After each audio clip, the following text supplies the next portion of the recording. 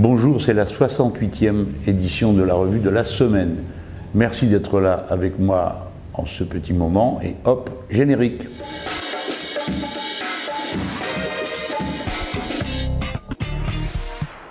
Je vais commencer cette revue en parlant du foot. Il n'y a rien à dire sur les matchs eux-mêmes. Il y en a que ça intéresse, d'autres que ça n'intéresse pas. Il y en a qui sont beaux, d'autres qui sont moins beaux. Mais j'ai été frappé par toute une série de commentaires qui semblaient être hostiles aux manifestations de joie, d'allégresse qu'il y a après certains matchs, et notamment ici en France. Et je dois dire que je peux comprendre, j'ai longtemps été dans ce cas, que ça insupporte quand il y a comme ça une espèce de cérémonie imposée. Hein. Vous êtes d'accord, vous n'êtes pas d'accord, de toute façon c'est comme ça, c'est foot. Et que ça a un côté envahissant qui n'est pas toujours très respectueux. Je pense ici par exemple à l'Assemblée nationale, on n'a rien demandé à personne et le président a décidé que la séance était interrompue plus tôt pour qu'on puisse voir le match. Il a fixé une heure de reprise, c'était 21h45. Et bon, à 21h45, eh ben, on attendait dans l'hémicycle, il nous manquait toute une série de gens, dont le président lui-même, qui sont arrivés plus d'une demi-heure plus tard, parce qu'il y avait le succès, le résultat, puis ils ont dû boire un coup, puis il y avait pas mal bu là-dedans. Bon, alors ça, je comprends le côté intrusif et réjouissance obligatoire, que ça puisse choquer et déranger. Mais là où je suis plus d'accord, c'est quand on en vient à mépriser ceux qui se réjouissent, hein, en disant ben quoi, alors ils sont incapables de protester contre le sort qui leur est fait, mais là ils s'en vont tous sur les Champs-Élysées alors qu'ils auraient dû venir pour défendre leur cause, leur revendication sociale et tout ça. Moi je suis pas d'accord avec ça, je crois qu'on doit pouvoir se réjouir, surtout quand c'est une réjouissance qui est purement positive, quoi. On est content parce qu'on a gagné, parce qu'on a une belle équipe, parce qu'elle est de bien des façons à l'image du pays dans sa forme la plus populaire, et donc c'est normal d'être content et d'être joyeux, et c'est bien, ça met de l'allégresse. Je ne comprends pas qu'on puisse regarder ça de trop haut.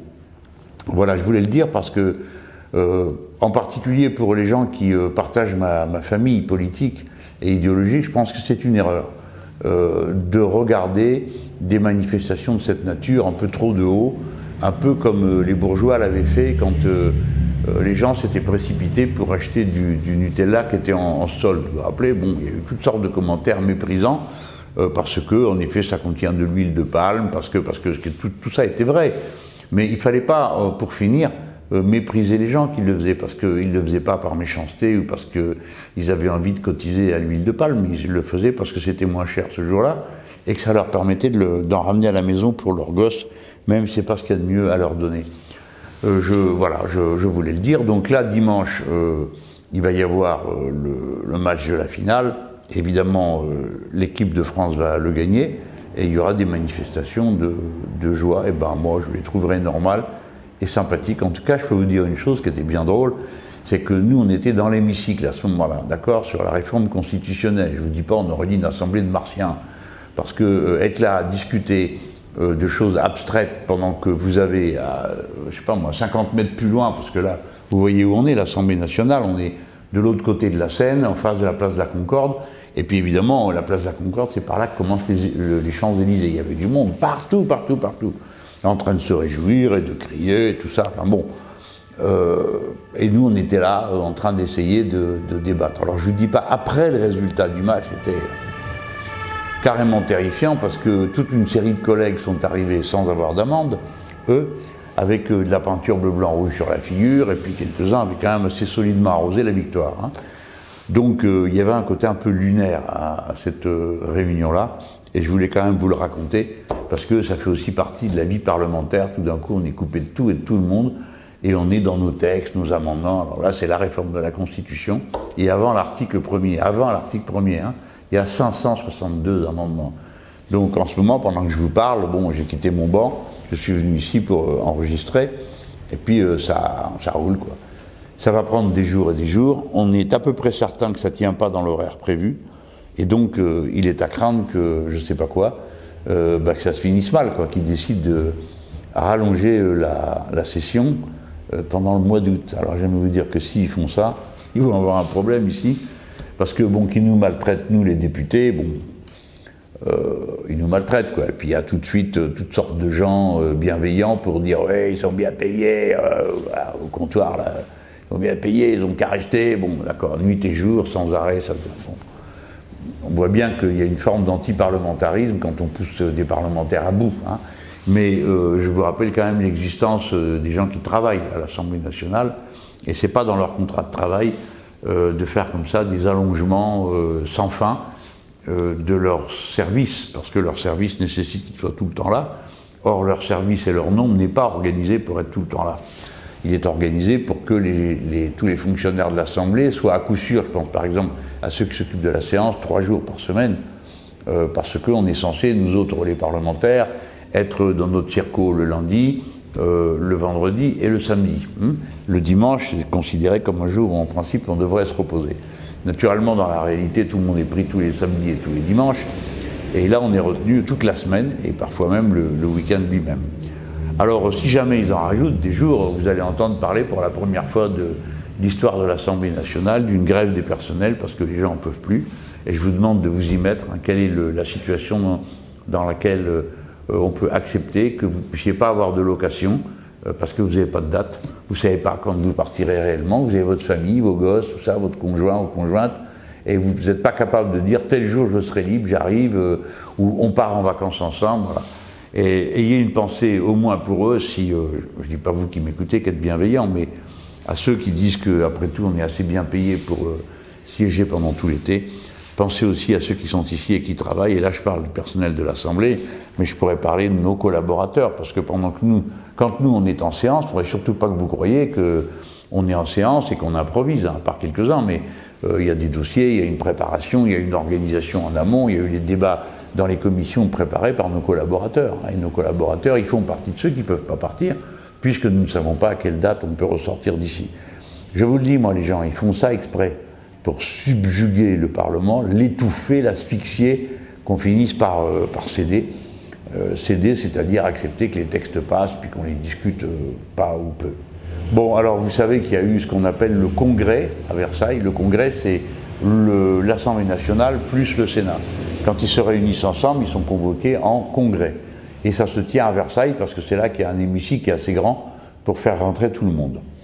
Alors donc il y a eu le congrès à la convocation du président de la République en application d'un article de la Constitution qui lui donne le pouvoir de convoquer le congrès pour faire une déclaration. Bon. Alors ça n'a pas toujours existé cette affaire, hein. C'est M. Sarkozy qui en a fait une réforme constitutionnelle.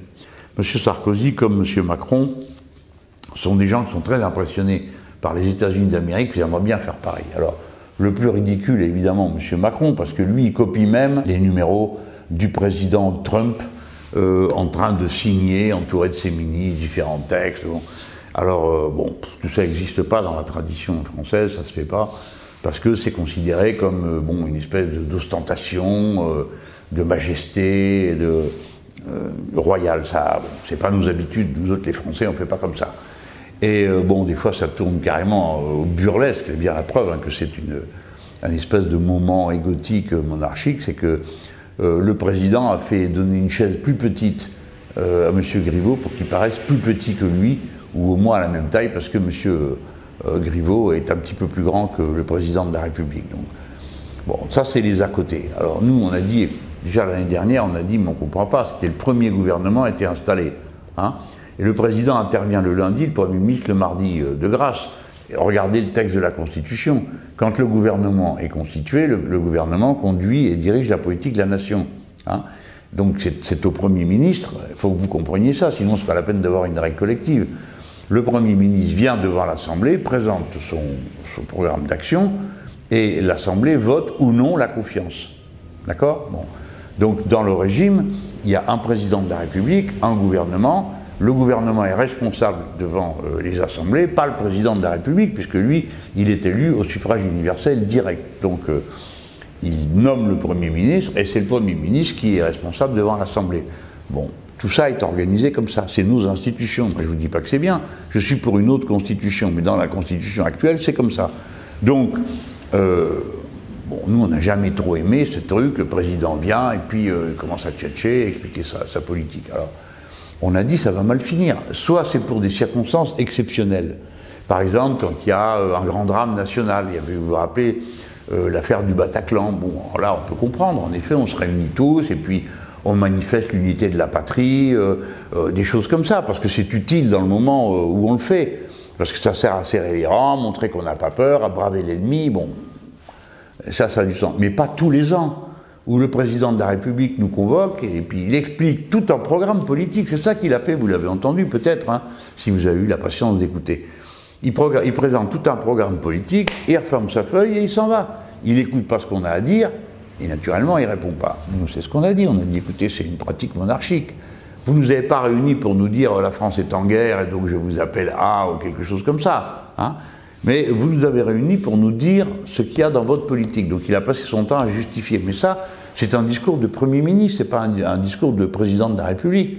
Alors on en était là. On en était là. Il arrive, il a été piqué au vif. Hein, parce qu'on a dit nous, on lui a dit nous n'aimons pas ce genre de dérive monarchique, ça ne nous plaît pas, vous n'écoutez même pas ce qu'on a à dire. On part de la situation. Et lui, comme ça, il décide à la tribune, il dit bon, bah, puisque c'est comme ça, je propose un amendement. Déjà, premier truc. Le président de la République ne peut pas proposer d'amendement, c'est les parlementaires qui peuvent le faire. Donc il n'a pas à proposer d'amendement, c'est pas son pouvoir. Il y a une séparation des pouvoirs, encore une fois, je peux refaire tout le numéro, c'est le Premier ministre qui peut déposer des amendements. J'aime mieux vous dire qu'il ne s'en prive pas le bougre, hein, parce que là, c'est aussi une nouveauté dans le régime là, actuel. Ils amènent un texte de loi, mettons, je pense à un, c'est sur logement, je crois. Il y avait 60 articles. Donc il dépose son texte, la discussion commence dans la commission, le gouvernement lui-même dépose 30 amendements à son propre texte. Si vous voulez amender votre texte, écrivez-le mieux avant. Mais c'est du jamais vu, ça, qu'on amende son propre texte. Alors ça commence à discuter, et puis la discussion fait apparaître des choses auxquelles, visiblement, il n'avait pas pensé. Rebolote, encore 30 amendements. Donc, le gouvernement a déposé plus de 60 amendements à son propre texte. Bon. Peut-être que c'est ça qui a fini par faire croire à M. Macron qu'il avait lui aussi le pouvoir de déposer des amendements. Ben non, il est le président de la République, il n'est pas le gouvernement, il ne peut pas déposer d'amendements. Bon, allez, on va lui dire, bon, il est jeune, il n'est pas au courant. Mais l'instant d'après, c'est pour dire, eh ben mon amendement, c'est que moi, je resterai pendant que vous parlerez, et je vous répondrai. Alors, on peut dire, c'est sympa, mais c'est absurde. C'est absurde, parce que s'il fait ça, ben, faut qu'on vote aussi. Parce qu'il ne peut pas rester, écouter, il répond, et personne vote. Le Premier ministre, il présente son programme, tout le monde est là, le Premier ministre écoute les différents présidents de groupe ou les orateurs qui ont été prévus pour ça, d'accord? Il répond, et après, on vote ou non la confiance. Donc, vous ne pouvez pas imaginer un pouvoir exécutif qui vous raconte ce qu'il est en train de faire ou ce qu'il va faire. Ça a été un peu la justification un peu lourde hein, de M. Macron. Et puis, après, personne ne vote, n'a rien à dire sur le sujet. Donc, il a mis le doigt dans un engrenage où il s'est lui-même piégé. Donc, d'abord, son amendement, on ne l'a pas vu arriver, hein, encore pour l'instant. Mais on va s'en amuser, on pourra leur prêter celui que nous, on avait écrit. Mais nous, qu'on écrive un amendement qui change la nature de la Constitution pour attirer l'attention du fait qu'on souhaite qu'il y ait une assemblée constituante, c'est une chose. Mais que lui, qui est partisan de cette Constitution, celle de la Ve République, propose comme ça, au débeauté, un amendement qui en change complètement l'esprit, c'est une circonstance tout à fait extravagante. Bon. Après, le discours était long, hein, je ne vais pas faire le même discours que lui et reprendre point par point. Mais on va travailler, nous, et on va publier un petit document pour montrer, thème par thème, ce que l'on pense de son intervention. Eh bien, figurez-vous que je ne vais pas retenir 50 trucs. Je vais en retenir qu'un parce que c'est le seul moment où il y a eu vraiment un mouvement dans la salle, parce que moi j'ai écouté ce que disait le chef de l'État. On me dit, ah, vous avez fait beaucoup de tweets, alors pourtant vous avez dit que vous ne vouliez pas venir à Versailles. Ben oui, je ne veux pas venir à Versailles, je ne veux pas participer à la cérémonie royale, mais pour autant, je m'intéresse à ce qui se dit. C'est normal, non? On débat autour de la parole politique, et notamment celle du chef de l'État. Je trouve incroyable qu'on me dise, ah ben si vous ne venez pas, il ne faut pas l'écouter. C'est ceux de la République En Marche qui disent ça, c'est grotesque. On ne vient pas parce qu'on veut marquer notre position, mais on l'écoute quand même, et on dit ce qu'on pense de ce qu'il écrit. Bon. De ce qu'il a dit. Alors, je vais juste retenir une chose, parce qu'il y a eu un mouvement dans la salle à un moment donné, peut-être que vous en êtes rendu compte si vous avez suivi. Il a dit, c'est une rumeur, le fait qu'on ne reverserait pas les pensions de reversion. La pension de reversion, vous savez ce que c'est? C'est une femme, parce que le plus souvent, 90% des cas sont des femmes, son compagnon ou son mari est mort, et quand elle-même arrive à la retraite, ben, elle touche la pension de reversion de son époux. La moitié, c'est un peu plus de 50%, ça a bougé. Bon. Et pour 1 million de femmes, c'est le seul revenu dont elles disposent. Et puis pour les autres, cette pension de reversion compense beaucoup l'écart qu'il y a à compétences égales et à carrière égale entre un homme et une femme. D'accord? Donc on voit que c'est quelque chose qui est très important pour ceux qui en bénéficient. Alors, il dit c'est une rumeur. Ah mais la suppression, pas du tout, c'est pas une rumeur, c'est vos propres ministres qui l'ont dit. Bon, alors il aurait dû se renseigner un peu avant de venir nous engueuler en disant c'est une rumeur. Et après il dit, mais je tiens à le répéter, il n'y aura aucune conséquence pour les retraités d'aujourd'hui. Ben ça revient à dire que c'est vrai, ils vont supprimer les pensions de réversion pour les prochains retraités. Quels prochains retraités? Ben là, l'année prochaine. Ceux qui comptaient aller à la retraite en 2019 et toucher la pension de réversion, vous oubliez, parce qu'il va faire voter la loi, dit-il, et par conséquent, ça s'appliquera pour ceux qui vont entrer à la retraite, tous, quels qu'ils soient. Hein. C'est pas, comme ils disent d'habitude, les générations futures, hein, parce que pour se décharger sur les générations futures, il y a toujours beaucoup de monde. Non, ça sera là d'application instantanée. Et ce qui sera d'application instantanée, c'est la retraite par points. C'est-à-dire que vous allez tous les ans acheter des points, chaque mois, hein, et puis, quand arrive l'âge de la retraite, ben, on vous dit, ben, les points, le point il vaut tant, et donc voilà quelle est votre retraite. Mais c'est là qu'est la surprise, vous ne savez jamais avant combien vous aurez à la retraite. Vous ne savez pas combien le point vaudra. Et comment on fait? Eh ben, ils l'ont dit, c'est très simple, ça existe partout, où c'est appliqué. Hein.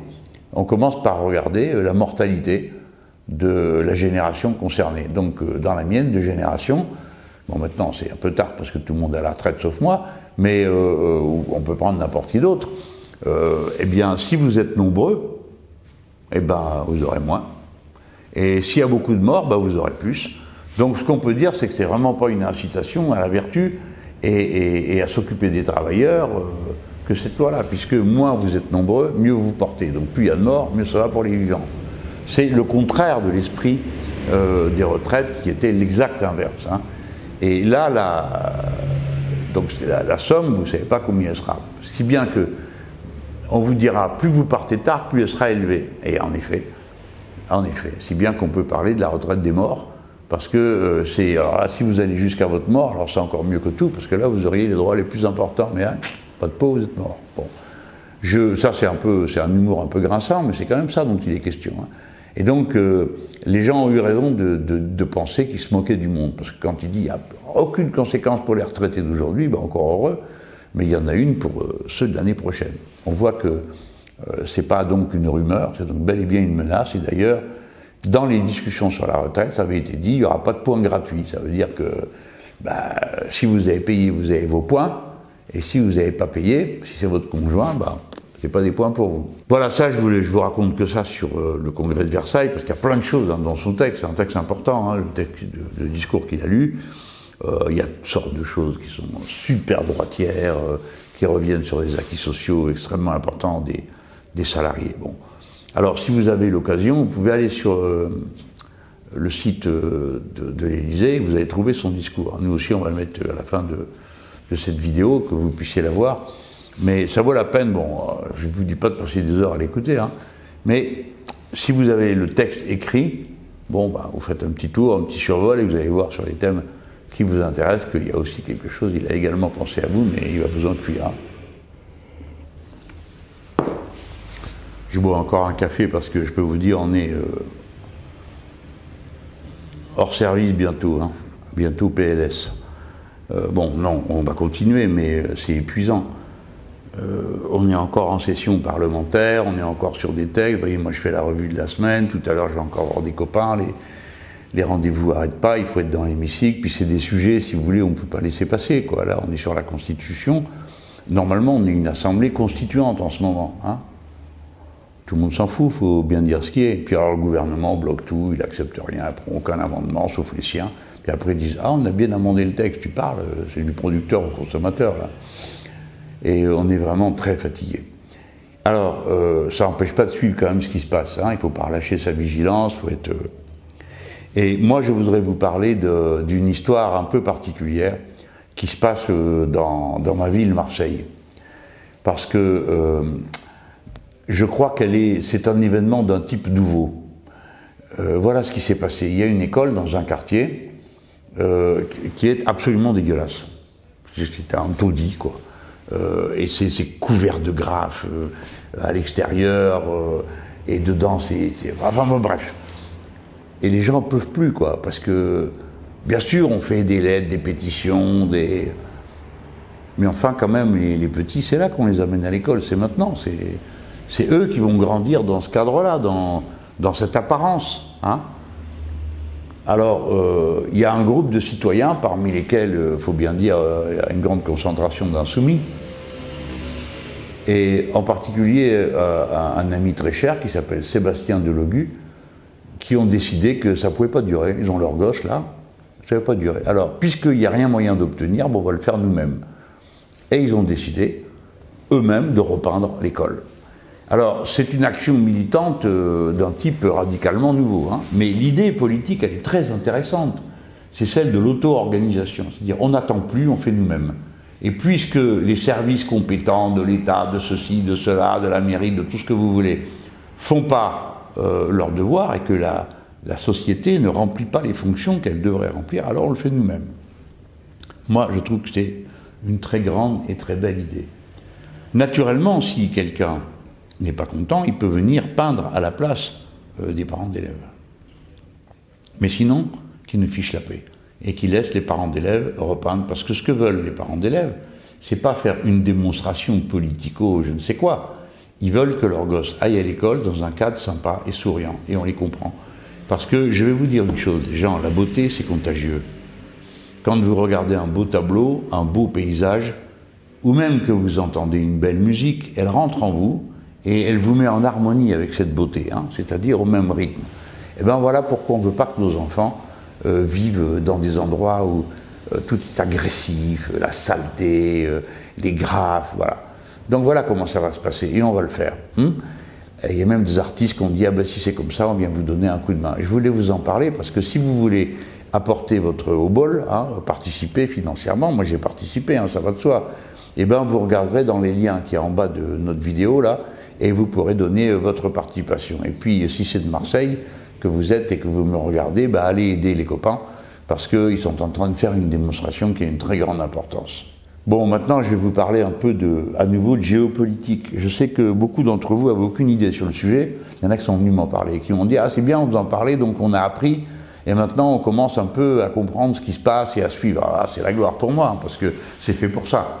C'est fait pour qu'à travers ce que je raconte, il y a une éducation populaire qui se fait comme ça, parce qu'on ne peut pas tout savoir, hein, c'est normal que vous ne sachiez pas. C'est le contraire qui serait étonnant. Alors, bon, comme ça, et puis vous savez, vous arrivez à suivre. Là, en ce moment, il y a un sommet qui est très important et intéressant, c'est le sommet Union européenne, dans lequel nous vivons, avec l'OTAN. L'OTAN, c'est l'organisation du traité de l'Atlantique Nord. C'est une organisation de coopération militaire qui autrefois a été créée pour faire face à l'armée rouge et à la Russie soviétique et aux républiques démocratiques populaires qu'il y avait tout autour. Bon, alors la Russie soviétique s'est effondrée, une autre Russie est née depuis, le camp socialiste s'est effondré et les pays qu'il y a là sont devenus, pour un certain nombre d'entre eux, dorénavant fascistes, comme la Hongrie, la Pologne, aussi les pays baltes sont une idéologie très anti-russe, très guerrière, très belliciste. Alors, bon, tout ça s'est écroulé, mais l'organisation du traité de l'Atlantique Nord, lui, il n'a pas disparu. Normalement, il était fait contre un ennemi, il n'y a plus d'ennemi, mais il existe quand même. C'est une organisation militaire, et pour les États-Unis d'Amérique, c'est un levier de domination. Hein, parce que, bon, d'abord, pour vous donner un exemple, tous les États qui venaient de l'ancien camp socialiste et qui passaient dans l'Union européenne, avant de passer dans l'Union européenne, la semaine d'avant, ils ont tous signé leur adhésion à l'OTAN. C'est comme ça. Donc c'est un outil de domination.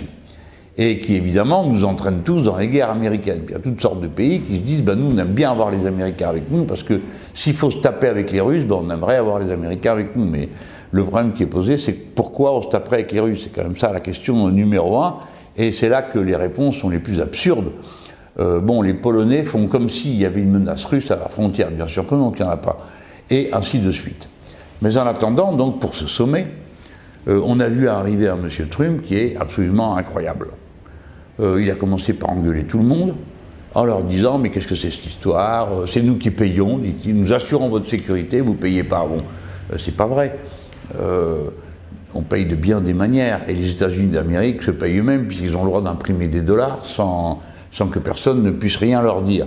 Et donc, ils peuvent acheter ce qu'ils veulent, le matériel qu'ils veulent, payer les salaires qu'ils veulent, personne ne va vérifier si les dollars qu'ils émettent en contrepartie de ces activités ont une valeur matérielle ou pas. Bon, ça je vous l'ai déjà expliqué, je ne vous ressoule pas avec cette histoire, mais quand même, quand il dit vous ne payez pas, c'est pas vrai, parce que d'autant qu'on paye tous, bon, mais qu'est-ce qu'il veut? Il veut que les États européens augmentent leurs dépenses militaires. Bon, pourquoi? Le danger augmente, oui, disent-ils, à cause de la Russie et à cause de l'Iran. Bon, on n'est pas du tout d'accord avec cette vision du monde, agressive, belliqueuse, et nous ne croyons pas que la Russie se prépare à envahir tous ses voisins. Je ne crois pas une seule seconde, parce que, pour une raison bien simple, c'est que ça ne servirait strictement à rien, et que les Russes sont des gens extrêmement raisonnables, et le pouvoir russe est extrêmement, quand je dis raisonnable, je veux dire qu'il travaille sur des bases rationnelles, hein, et pas sur des foucades comme ça. Donc, on nous montre un adversaire, hein, alors puis après, vous voyez, au moins c'est franc, c'est pas comme quand c'est les dirigeants européens qui parlent, c'est tous des hypocrites. Alors ils nous en font l'Europe de la défense de l'Europe. On dit oui, oui, contre qui? Bon, on ne sait pas, mais bon, enfin voilà. Vous connaissez leur numéro habituel. En fait, c'est l'Europe de la guerre qui prépare. Et là, le texte qui est issu de cette réunion, il est quand même, il est dur. Hein. C'est un texte de guerre. Ils pointent du doigt la Russie, ils exigent que. Ils pointent du doigt l'Iran, ils exigent que. Enfin bref, ils pointent du doigt la Syrie en disant que c'est la Syrie qui fait peser un risque sur ses voisins. Enfin bon. On voit qu'il y a une intention dans tout le texte de dramatiser, de dire on est au bord de la guerre, et puis là-dessus, M. Trump dit, eh ben voilà, il ne le dit pas sur le ton sur lequel je suis en train de dire. Il y en a marre de ceux qui aident la Russie, comme par exemple l'Allemagne, parce que l'Allemagne prend sur son territoire, achète du gaz russe et laisse passer le gazoduc russe. Hein. Alors Trump dit il y en a marre de ces gens-là, ils donnent des milliards de dollars aux Russes, maintenant ça suffit. En gros, il faut acheter le pétrole et le gaz américain. Voilà, c'est pas plus dur que ça. Achetez-moi chez moi, achetez pas chez l'autre, sinon ça va mal se passer pour vous. Et il menace tout le monde. C'est la raison pour laquelle moi j'ai fait ensuite un tweet de soutien à l'Allemagne et au gouvernement allemand. Vous verrez que ça m'arrive pas souvent, hein, mais parce que c'est une menace. C'est extrêmement agressif et je trouve bizarre que le président français n'ait pas pensé à dire ça va, baissez Danton. Hein. On ne vous permet pas de nous parler comme ça. C'est le contraire. Macron a dit oui, il faut une OTAN plus forte dans laquelle l'Europe, grâce au machin du truc du bidule de l'homme qui a vu l'ours. Résultat, il a dit oui, c'est tout. Point. Oui à tout ce que dit M. Trump. Et surtout, nous allons acheter davantage de matériel militaire. Alors, l'Américain, il dit il faut acheter davantage et il faut 2%. Ça tombe bien, c'est exactement ce qu'avait prévu le gouvernement français. Hein.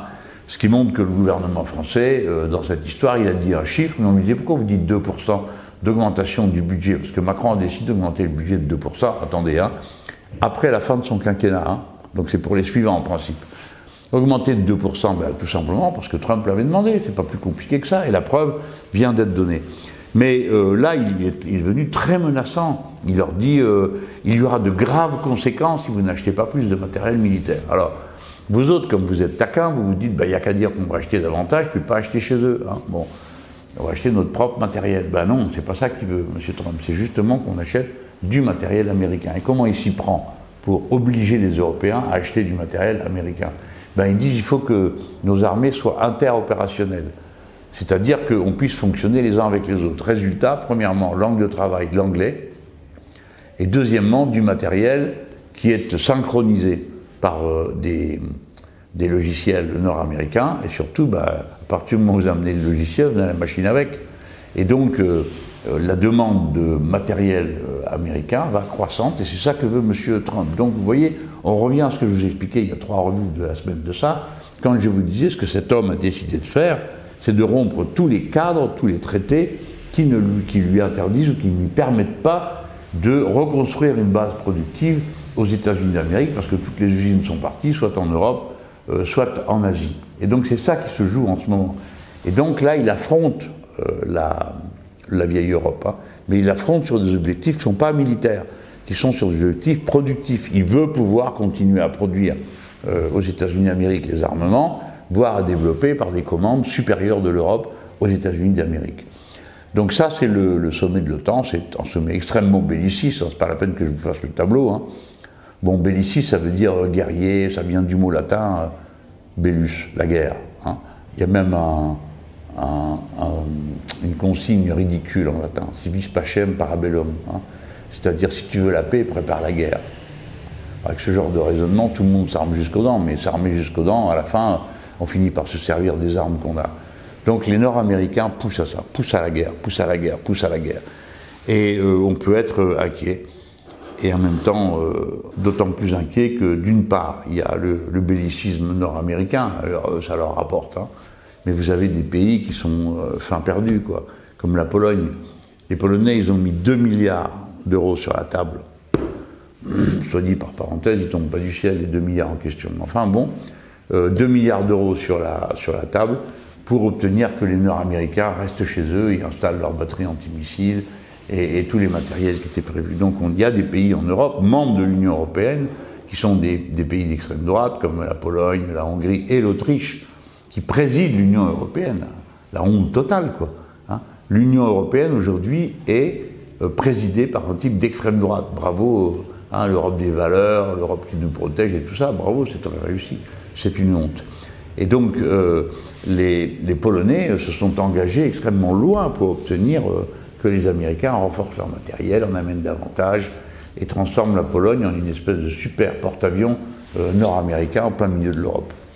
Bon, je voulais vous le dire parce que, bon, je ne sais pas s'il y aura beaucoup d'actualités, je n'ai pas le temps de regarder la télé, je la regarde déjà pas beaucoup, mais ni regarder dans les journaux comment ils hiérarchisent l'information, mais là, c'est des informations quand même qui ont une grande importance. Bon, alors vous avez vu, j'ai continué. Bon, vous êtes peut-être un peu moins nombreux à regarder la revue de la semaine, ce que je peux comprendre, pendant les vacances. Mais si ça vous a plu, hein, un petit pouce bleu, parce que ça élève le classement de notre revue de la semaine. Et puis, si vous voulez vous abonner, parce que c'est la première fois que vous venez, que vous voudriez voir les autres, et recevoir une notification quand c'est prêt, hein, vous recevez un mail, et ben, vous pouvez vous abonner. Et vous abonner, c'est gratuit, ça ne vous coûtera rien du tout, d'autre que quelques clics.